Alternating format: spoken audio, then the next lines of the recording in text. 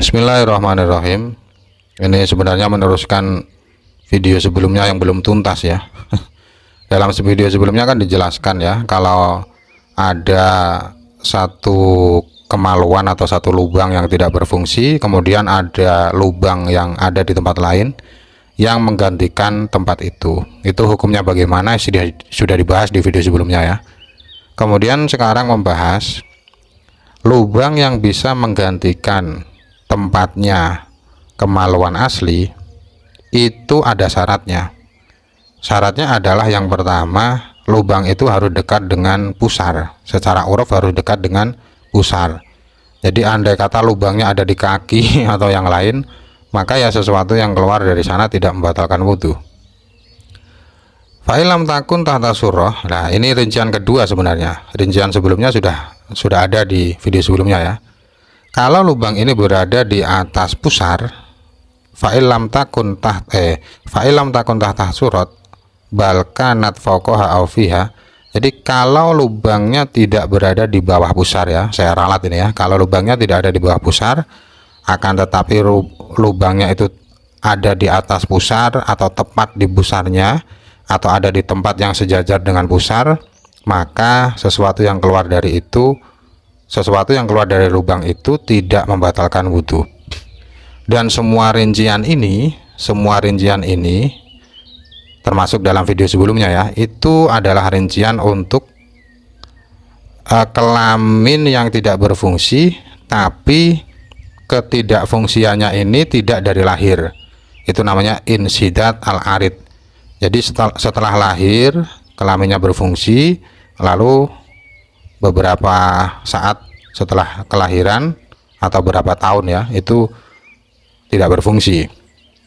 Nah, sekarang kalau ada kalau ada kemaluan yang tidak berfungsi dari lahir, namanya kholqi ya, maka sesuatu yang keluar dari lubang itu membatalkan secara mutlak. Secara mutlak itu artinya dimanapun tempatnya itu membatalkan wudhu ya, dimanapun tempatnya itu membatalkan wudhu. Jadi dalam video sebelumnya kan dijelaskan lubang yang bisa menggantikan posisi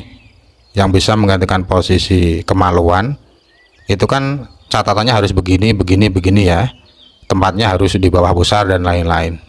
Nah, itu terkhusus untuk kemaluan yang tidak berfungsi tapi ketidakfungsiannya baru. Tapi kalau ketidakfungsiannya ini dari lahir, maka dimanapun tempatnya lubang itu menggantikan posisi dari kemaluan.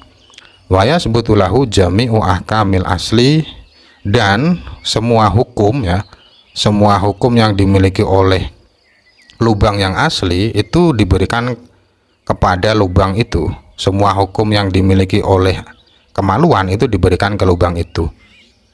Hukum-hukum itu apa saja? Hukum itu adalah misalkan ya, melihat itu kan haram ya, melihat kelamin kan haram. Minan nadhari bil ilaji fihi. Kemudian memasukkan sesuatu ke sana, memasukkan kemaluan ke sana itu juga dihukumi zina, dan juga punya hadas besar ya, kalau bukan istrinya kan zina. Kemudian hal itu juga mengharuskan ia mendapatkan hukuman, lalu haram melihatnya, lalu harus ditutupi walaupun di dalam sholat ya. Nah, ini sekarang ada permasalahan lucu sekarang. Kalau lubang ini hukumnya adalah sama dengan hukum kelamin asli, artinya harus ditutup. Itu andai kata ada lubang seseorang yang ada di dahi, itu cara sholatnya bagaimana? Cara sholatnya bagaimana? Pilihannya kan dua ya. Karena ini hukumnya kemaluan, maka harus ditutup ya. Tapi kalau ditutup itu menghalangi dahi menempel ke tempat sujud, padahal itu sholat. Itu bagaimana, dimenangkan yang mana? Ini juga jarang dibahas di kitab ya. Nah, dalam kitab Nihayatuz Zain ini hukumnya tetap harus menutupi kelamin yang ada di dahi ya. Jadi sujud bersama dengan penghalang itu diperbolehkan dalam permasalahan ini. Mengapa? Ya karena menutup lubang yang ada di dahi ini hukumnya wajib secara syariat. Jadi ada satu permasalahan, seseorang yang sujud tapi dahinya tidak menempel, ada penghalang tapi sujudnya sah.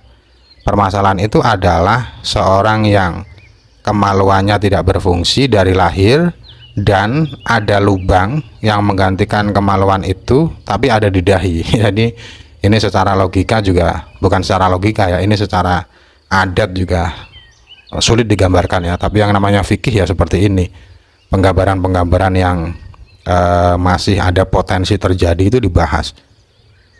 Kemudian bagi alat kelamin yang tidak berfungsi dari lahir itu hukumnya sama seperti anggota tambahan ya, sama seperti anggota tambahan seperti khunsa.